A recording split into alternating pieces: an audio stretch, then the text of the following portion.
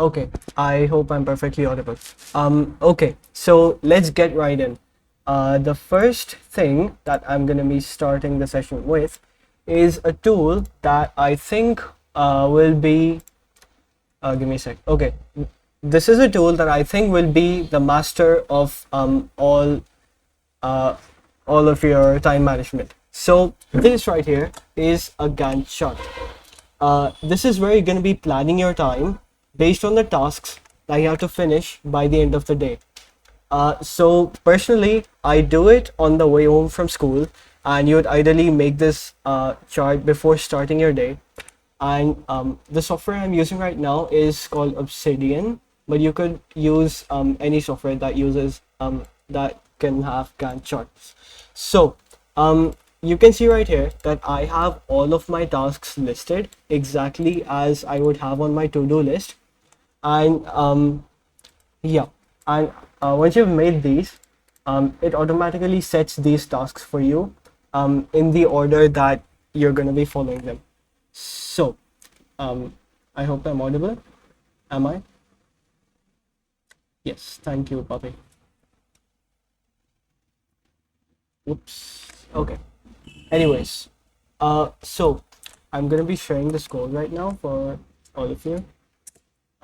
Here you go. So you can paste this right into your Obsidian, and by the way, this works on Notion too. So it looks kind of like this. And what it does is that it sequentially sets your tasks in the order that they would be ideally done in your day. So, for example, starting at 2 p.m., I began my studies with some biology theory, and I thought that this would ideally take 80 minutes. So I put that and I put all of my tasks here. Now, if I change this, you will notice that all of the other tasks shift along with it, except for the time-bound tasks like this session. So the ideal way in which you'd create this chart is, first of all, just by listing the tasks and the time that you'd be taking to finish them. And also you can put your time-bound tasks like this. So this will start at 17:30 regardless of the others. So yes, I'd also suggest that you put some breaks between all your work. So for example, my usual attention span, from what I've noticed, goes to around 90 minutes. So around every 90 minutes, I'll add this little workout so that I can take a break from my studies or my work and get freshed up. And this is more important than many of you guys think, but I've noticed that if you keep studying or working beyond the hours that your time span lasts for, you get to become really slow. And if you do that, and if you realize that you're doing that, it's immediately time for a workout, so that you can freshen up. One sec. Great. Okay, the other thing that's the next thing that I want to tell you guys, and I know that you've probably heard this like 100 times, but keeping track of what you have to get done using means like this task, it means that you don't have to think of what to do next. And I've had a lot of days where I have a lot of tasks, but I don't know what to do next because I've just finished a task and I don't have these tasks listed or organized. So what you ideally have to have at all times with you is a to-do list. And I'll give you an example. So this is my phone right here. So I'm using this Google Keep application to keep all of my to-dos, everything organized like this, so that I know the deadlines that are coming up. I know what tasks I have to do once I'm done with them. So what I can do is I can check off stuff right here and it disappears. And this is really important because checking off stuff that you have finished gives you a sense of satisfaction and motivation, and it tells you how much work you're really doing. So that keeps you motivated, that keeps you pumped up to do the next tasks, which also you can find right here. So if I'm done with, for example, my physics work, I know that the next thing that's coming up is copying down my English essays, which um, actually in life I have to do. I'll get to this after the session. Yeah. So uh, once you've done that, um, you'll have to take all of these tasks that you think you can do within this day and estimate the time that you'll take and put them inside of this Gantt chart so that you know what to do next. Right. How do you do that? Uh, okay, I'll show you that too later. So, yeah. For example, I had this biology theory session where I was studying off a few notes, and I also did part of a past paper. And one thing that helped me a lot through it is using music. Now, I know that this doesn't work well for some of you because music can be distracting, but if you can find the sweet spot where the music gives you that mindset and it gives you that focus, but it doesn't distract you, it can seriously help out a lot, and it does to me too. So, I've also got Spotify open, and these are a few of the playlists I've created to help me throughout my work. So, something like this, a few lo-fi beats, these help out a lot because they don't get in the way, but they give you that flow state, which helps you fuel your efficiency. And I've noticed that I personally get through a large chunk of work really fast. And the great thing is, I don't even feel like I'm working because I'm all into this music and all that stuff. And it takes away that feeling of burden and negativity when you're doing your work, so that you don't feel like, oh, you have to get up and take a break or whatever. This music really helps you maintain that flow state. Right. Yes, change to Notion if needed. By the way, this mermaid graph thing, you can copy this into most of your note making applications. So for example, Obsidian works, but I also have Notion open, and if I select split, you can see that I have a similar code and it gives me a similar Gantt chart. So the great thing about this is that you can sync it to all of your devices. So even if, for example, you don't have a laptop with you in some time, you can refer to this on your phone and you know what's coming up next. Right. So once you have your timetable set up, you can tune it in a way that you do the most efficient things or the most important things at the times where you're feeling most productive. So I'm going to be giving you a personal context of what's been going on in my life. So for example, I eat lunch when I'm back from school, which is around 3:50 to 4, and after that I have noticed that I feel a drop in my will to get productive work done. So among these few hours, I feel like I don't get a lot of work done. But after I've eaten my lunch and a few hours have passed, I can get into my flow state because, as biology tells you, when you're not digesting food, that's the time where your brain gets the most energy. So what you can do is go through a few of your days, spend a few of your days as you normally would, but notice those periods where you can work fastest, when you feel that burst of productivity, because productivity, after all, it comes in waves throughout your day, and these waves usually follow a regular pattern. So if you could harness that pattern, you could align your day in a way that lets you make the most out of it. So in my school day, for example, I schedule the core work that I have to do, CHORE, core work, after I've done my lunch, because that's when I'm feeling the least creative. So getting back to my to-do list, I could copy my English essays because that doesn't require a lot of thinking. I could do that after the time when I've eaten my lunch. But after a few hours have passed and I'm feeling more productive again, I would schedule something much more important, something that requires a lot more brain power, which would be, for example, my biology theory. So I could put that in the hours where I'm feeling most productive. Uh, so your task here is to be the surfer of those waves that govern your productivity bursts.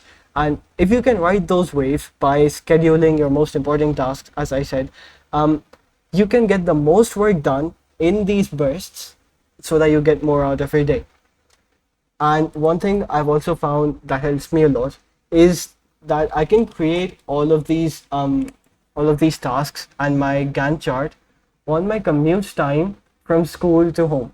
So my school, as a general fact, is 12 to 14 kilometers away from my home, and it takes more than an hour to get there and get back.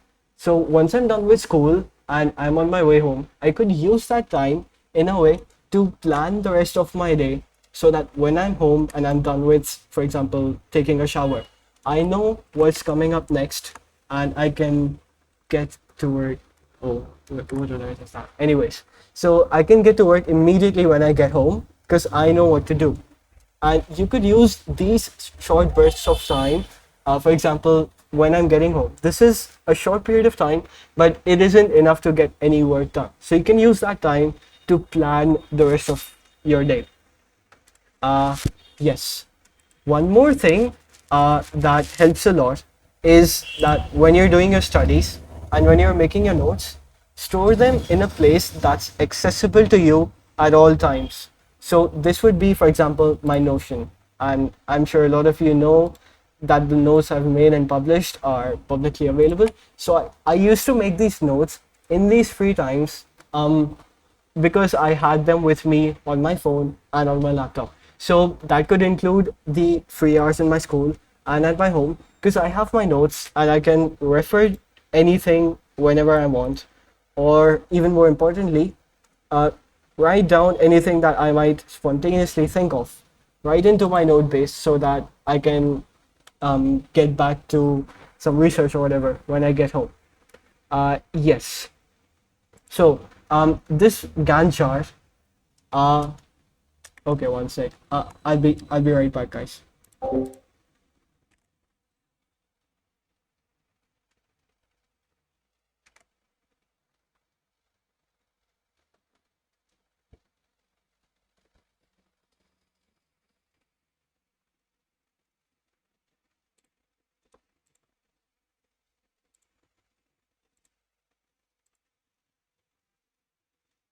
Uh, all right. I'm sorry. I'm back. I'm back now. So, um, let me give you an example of how I plan my weekend, my day to day. So I had some course that I had to do before 2, so I knew that 2 p.m. was gonna be the time that I started. So I put down the most important task I had first because that's when I have the most of my attention span left. So this was biology theory. I got through some notes, I got through some past papers, and then I went down in a kind of descending order of priority. So I knew the next thing I had to do is my session preparation for this session right now. So I had this done, and I knew that I need a break after doing all of that stuff. So usually I'd have no workouts planned. So my chart would look something like this, packed with tasks. But I'd schedule some workout at 90-minute gaps, at roughly 90-minute gaps, because that's when I knew I'd be exhausted and I'd need a break. So once you've done that, you could have a chart as perfect as this, where you know what's coming up next, you know how much time you're giving to everything. If there is, for example, some unprecedented task that comes in between, you can always go ahead and edit your mermaid to update that, and you know what task is coming up next because it's postponed or whatever. This really helps you organize that. Yes. And one more thing, because you're gonna be rigorously studying or working out in your weekdays, you should take your weekends ideally as a break. And you'll be knee deep into getting your tasks done, and I'm sure your grades will benefit this too. But um, one thing that you must not forget is to kick back and take well placed breaks throughout your week to keep yourself well rested. And that would be ideally on your weekends so that burnout never gets in your way. And you're always active at the start of Monday instead of just being exhausted. And here's a great chart that I found on the internet. Um, so when you're planning this chart and you're putting down your tasks, this is the thing that you prevent. When you're learning and when you're thinking, you're actually not spending your time doing the stuff that is actually more important. When you create this chart right before you sit down for work, you know that a lot less of your time is going to be spent at thinking at what you're going to do, but actually doing it.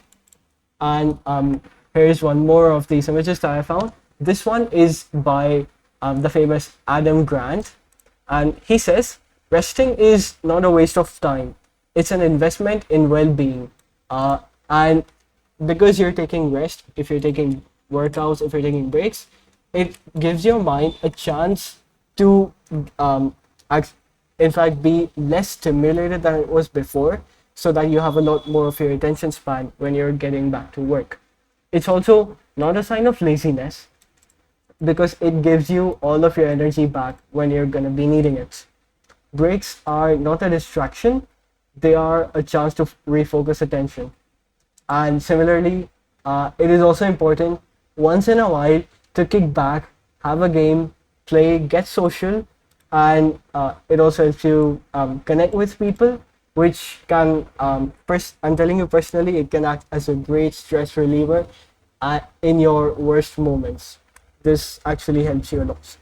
And it also makes you more creative because you're not exhausted, you're not filled with tasks. So at those short periods when you're doing nothing, that's when your brain actually has time to process the information that you've been ingesting at all of this time, to actually think about it subconsciously and not consciously. So yes, that really helps get your days into action and get the most out of your day. Yes. Wow. Why are there so many pics? Anyways, okay. Wait. What just happened? We can only see this. Wait, what? I'm sorry, guys. One sec.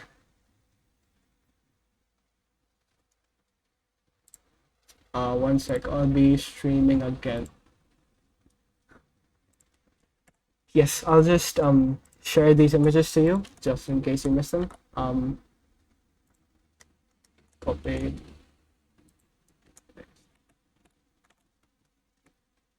VPN. Okay. Right. So this is one of these images that I told you. This is what you happen. This is what happens when you don't organize your day. This is, but when you're actually doing the stuff, that happens when your day is already organized before you're sitting to work. And yes, this was the post I was talking about. I'll share it again. Wait. Share. Well, it doesn't even let me copy it. One sec. Yes. Anyways, yes. Okay. So if there are any questions or suggestions that any of you guys have, anything that you want to ask, fire away.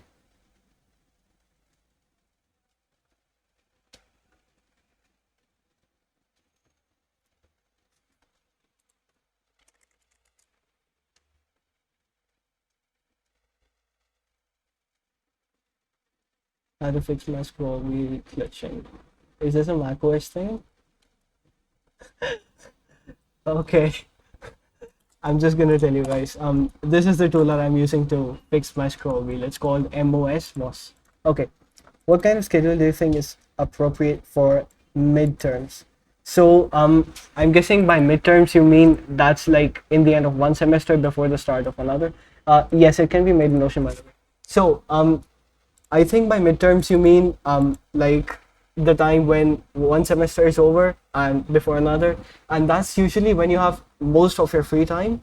So your schedule ideally would be filled with more of self-studying, I did, yes. Okay, so it would be filled with more of self-studying instead of getting your schoolwork done. That's literally the main difference. And because you have more free time, your chart would look a little longer, and maybe you might even have more time to take breaks because it's also important to chill out.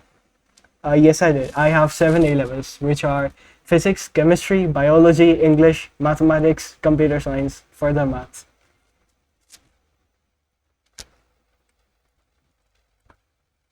Yes, by the way, I just share the Gantt chart code for the ones of you who want it. Again, this um, test 1601. Here. Can you use Obsidian on mobile? Yes, and the great thing is it is integrated with iCloud. So the notes that I have right here on Obsidian, this syncs to my phone so that I always have a track of what I'm doing. Uh, yes, you could also use this exact code in Notion. It will just work right away. So what is yes. Okay, Obsidian, by the way, is an application you can just download from their website. Okay. How do you, okay, wait. When do you get started with bio MCQs, IGCSE, actually, as the exam? Wait. So I would suggest that you start away doing your MCQs for any of your science subjects, ideally 2 months before the examination at the very least, because that is the time when you're ideally done with your syllabus. And these 2 months, you're going to be rigorously doing a lot of MCQs, a lot of theory papers, all of that to get geared up. The difference between Notion and Obsidian. There are different apps which do very similar things, but Notion is cloud based and Obsidian runs locally, but you can sync it to the cloud. Also, Obsidian is much more powerful in terms of what you can do inside of notes. For example, you could put in HTML and stuff. Yes. When am I giving my A-level exams? I'm going to be giving my A2 exams in Feb-March 2026, but some of them I'm going to be doing earlier in October, November 25. Physics, no, physics is pretty easy in A-levels.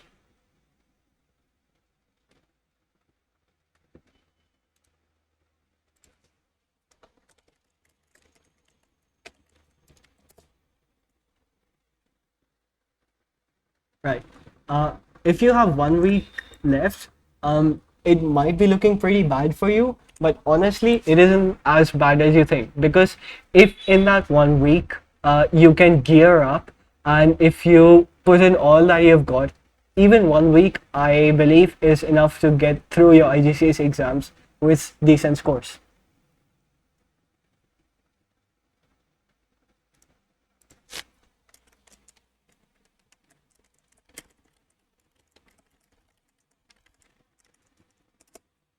Uh, yes, wait.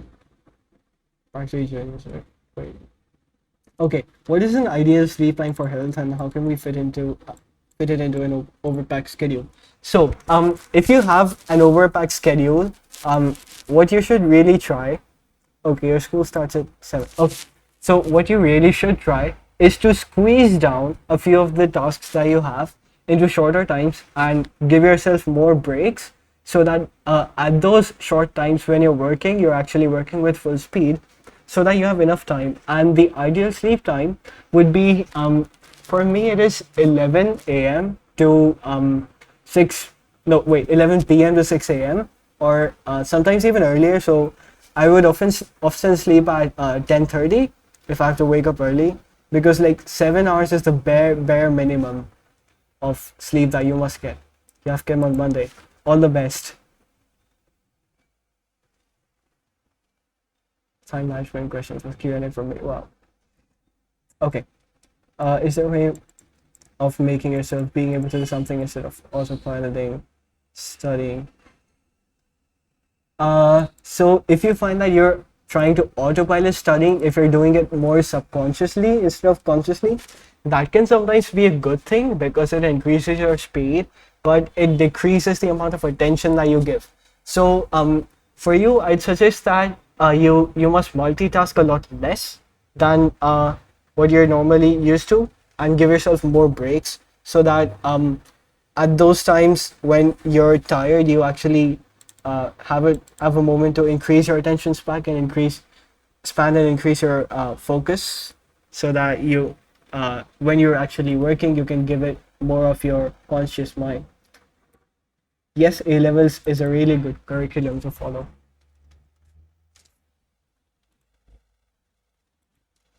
By the way, guys, Frost Rider is one of the people with the most dedicated time management. He knows when to leave and when to get back to work.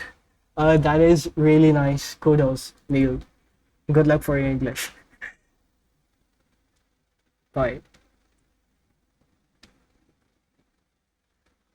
And yes, this is also one thing that you really have to be smart at. It's when you know you have to get back to work. It's when you know you have to gear up and actually do the serious stuff instead of procrastinating. I am appreciating you, seriously. I mean it. Can we convert this session into how to use Obsidian? I could do that in a VC sometime if you wish. Obsidian is really powerful. How to increase your pace? If you feel okay, so you feel zone out and your pace slows down. Okay, so this is what I talked about. If you're studying for long hours straight away without breaks, you can feel that you zone out pretty quickly, and that your attention span decreases, that your pace decreases, that you feel you're like stuck inside of uh, for example, that mosquito that was stuck inside the honey in Jurassic Park. If you feel like that, if you're stuck in time, um, I would suggest that you give yourself more breaks and longer breaks. So perhaps go for a walk outside for 30 minutes. Think of nothing. Don't use your phone. Even after you're back, don't use your phone uh, because that distracts you a lot. And decrease the amount of stimulation that you give yourself inside of the day. So that includes, for example, gaming, watching movies a lot. That stuff increases your stimulation level so that your brain feels like it's being burned out. If you reduce that, you can easily increase your pace. If you're getting distracted, you should really get into motivation, and you have to know that you have to gear up. If you have to actually become the best version of yourself. You are indeed cooking, Rafael, PPPR. One sec. Okay, what would I do if I already planned ahead and then some important event popped up of nowhere and I have to attend it? So I'll give an example. Uh, for example, I have some of my tasks. So if I say physics 1 hour, chem 1 hour, bio 1 hour. If I have to study a lot and suddenly there is this one nagging event that gets in your way, you simply postpone what you've got to the next day. So if you put these, for example, below your time management session, it will automatically get the fact that you're busy at this time and shift these tasks ahead for you. When you have an important event popped out, you literally have no choice but to postpone the rest of the time tasks that you have to do. How do you get time for breaks? Leisure ask. Okay. Well, to be fair, I haven't really been following my timetables well for this past week, and I've been taking a lot of breaks, and I know that it's impacting my studies, indeed. But that's a sacrifice you have to do, because if you take breaks, you actually increase your level of attention and pace when you're actually working. So it is actually really important to find that break-even point between taking breaks and studying hard, so that when you're actually studying, you get the most work done. And yes, by the way, shout out to Rafe. Pomodoros are one of the best ways to schedule your work. Okay, I don't know you, but if I'm addicted to my phone, change my phone to grayscale. That is so true. Changing your phone to grayscale just reduces the amount of stimulation that your eyes get, and the stimulation that your brain gets, so that using your phone actually feels a lot underwhelming, and you seriously want to just jump to doing something else. You want to jump to doing studying or something. How long should the break? For me, ideally, the break is 10 minutes, and within those 10 minutes, I try to do the most intense workout or something that I can. I might even go for a walk.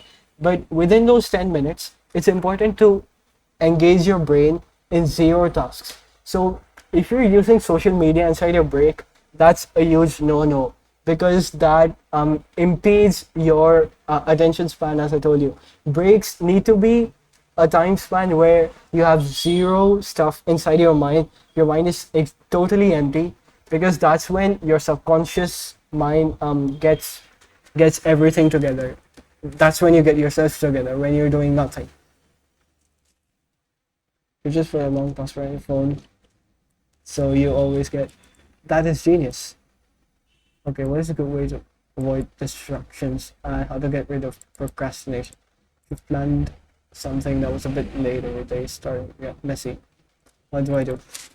Okay, so I'm gonna be answering the second thing first. If I have planned something and I was a bit late to getting to it, and my day is starting to get messy, I would revert back to this chart that I have and edit it so that the longer tasks come ahead inside the rest of the time I have left. So for example, there's this urgent meeting that I have to get to that I was just told 5 minutes early, and it took a large chunk of my time. What I would do is shift the rest of the tasks ahead and put the longer tasks first, so that when you're back, you do the longer tasks first, and that gets your mind together again. That gets your pace up faster.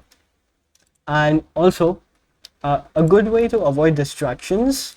I don't really know, but I personally, I used to uninstall Instagram for like 25 days out of 30 in a month, and get back in the last 5 days and enjoy all of my time socializing. So I would give like all of those 5 days to getting the social stuff out, so that when I'm satisfied again, and after all of a sudden Instagram feels boring to me, it feels underwhelming to me, that is when your brain would automatically speak out that, oh my god, you have to get back to work, because Instagram doesn't give me that level of dopamine. That is a trick that I usually use.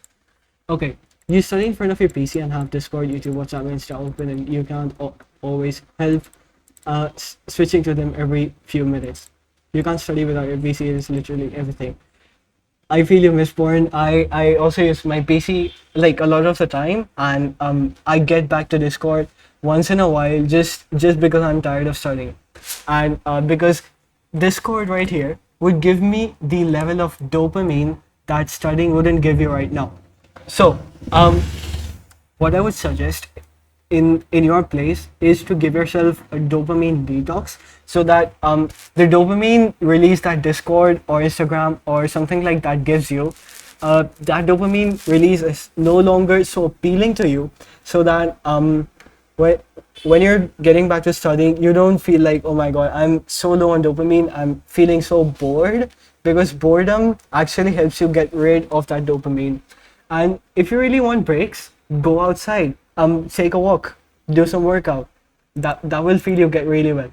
Also, in your case, I would suggest that you you put down some screen limits. So for example, you're only touching Discord 15 minutes in a day.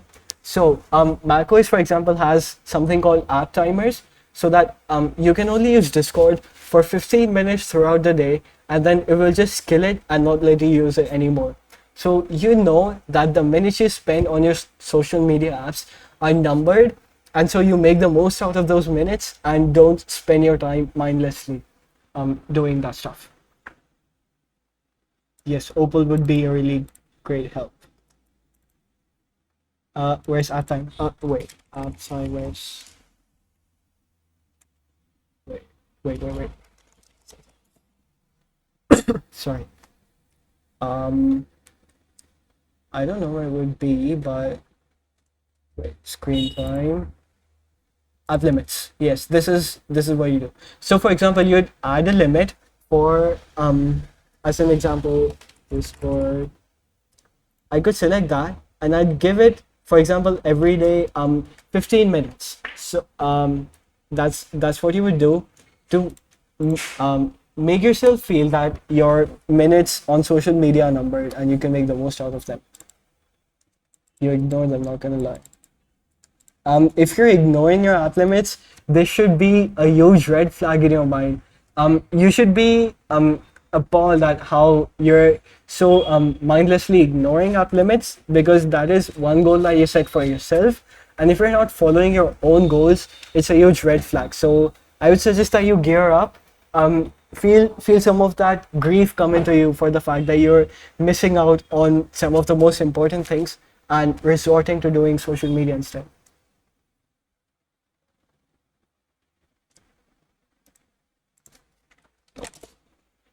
Right.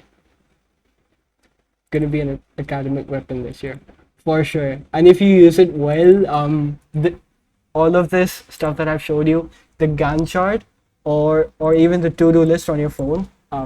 Wow, why is my phone logged? Why is it there? Yeah. So this to-do list on your phone, which is with you at all times, it will help you a lot.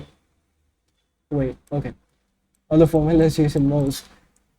Um, Give me a sec. I'll just draft away. I'll just give you my notes 1 sec. Um, Here you go. Have I talked about Parkinson's law? No. By the way, yes, nice call. Let me just recall what it was. Parkinson's law. Work expands to fill the available time. Yes. So, 1 sec. So, what the Parkinson's law apparently dictates is that the amount of time you give to some work, your work will expand to fill all of the available time. So, if you give, for example, your physics MCQ past paper, which is usually meant to be 45 minutes, if you give yourself 30 minutes to do your physics MCQ, you'll actually rush faster and you'll feel that adrenaline pump, which will reduce the time you actually need for a physics past paper and get it done quickly. So you could use Parkinson's law in your favor to save up a lot of time and give yourself an adrenaline burst. Thank you, yeah, for excitement.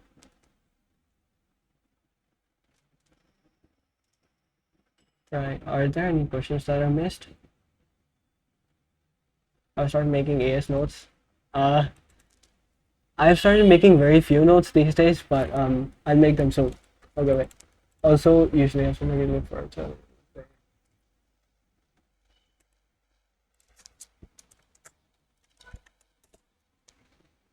Yes.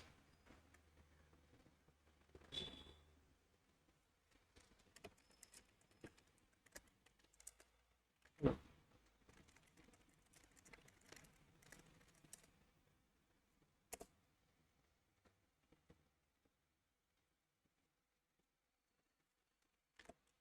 Okay, so my Notion notes are published. I think they're even pinned in the chemistry channel, but I'll just give you the link again. There you go.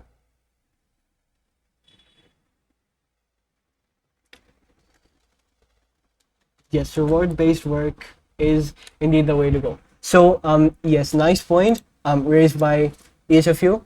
At the end of a day, or maybe at the end of 3 study sessions or something like that, you could have some reward set. So, for example, if I'm done with bio, I could put down, for example, Clash of Clans, 15 minutes. And if I'm really looking forward to playing Clash of Clans inside a day, so for those of you who have played, and you know the concept of clan wars, you really feel like you have to get to that time where you want to play. So that actually makes you want to finish off the work that you're doing faster, and even with more focus. Okay, bye MB. Right. So if you're doing the work with more focus, you get to that reward quicker, and that actually motivates your mind. to yeah.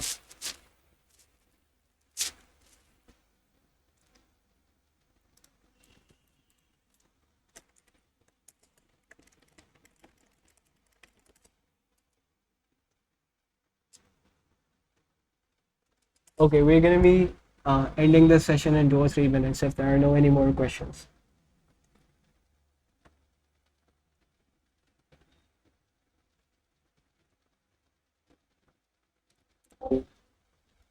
Sorry. Whoa, two, two, two, two. Wow.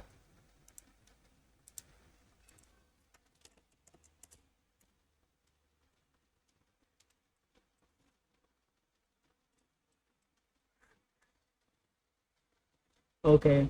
Thank you so much, everyone, for your valuable time. I hope that you guys will be spending it well in your coming days and weeks, especially those of you preparing for the examinations in October, November. All the best to all of you who are preparing for these examinations. If you manage your time well, I believe that you can all get your A stars and A's and excellent grades. All right. We'll be ending the session now. Thank you, everyone.